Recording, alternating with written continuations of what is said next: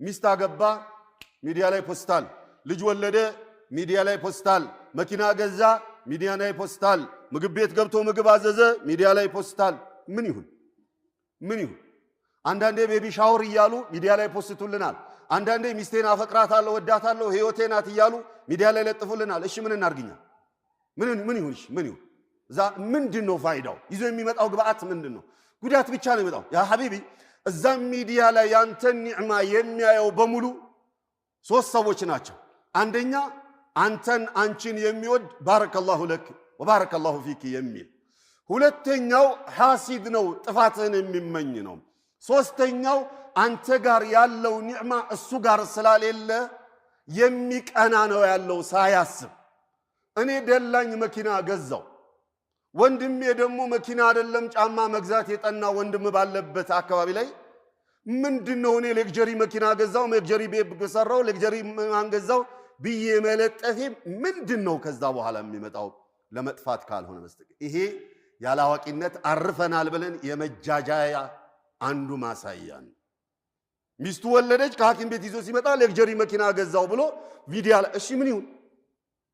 ሚስቱ ወልዳኮ ሐቢቢ አንተ ሌክጀሪ መኪና ገዝተ ሚዲያ ላይ ለጥፋል ስለሰጣት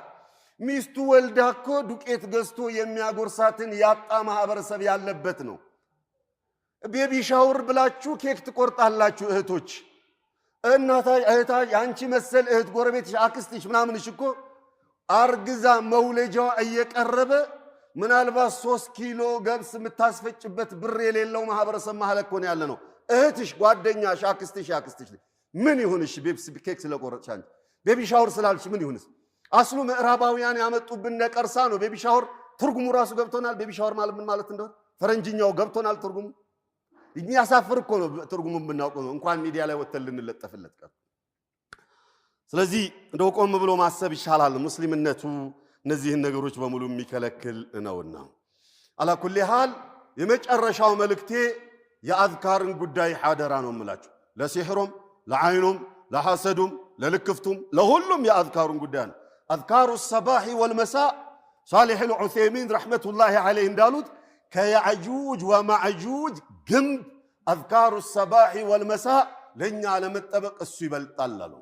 ነብዩ ሰለዋቱ ረቢ ወሰላሙ ዐለይሂ አንድ ሰው ከቤት ሲወጣ ቢስሚላህ ተወከልቱ ዐለላህ ላ ሐውለ ወላ ቁወተ ኢላ ቢላህ ብሎ የወጣ እንደሆነ ኩፊታ ወሁዲታ ወውቂታ ተብሎ ይባላል መላእክቶች ያውጁለታል ተመራህ መልካሙን ነገር ለመናገር ተጠበቅ ተበቃ አንተን ቀኑን ሙሉ ጉዳት